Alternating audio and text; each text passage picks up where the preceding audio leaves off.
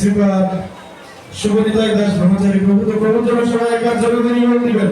হরি বল।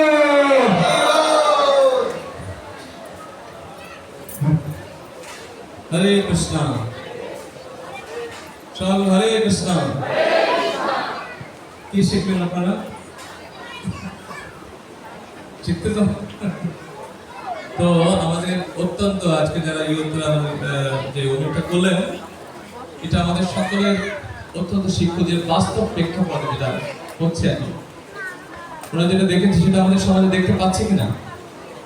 শাস্ত্র চক্ষু, শাস্ত্র বলছে যে এই হবে, এখন আমরা দেখতে পাচ্ছি।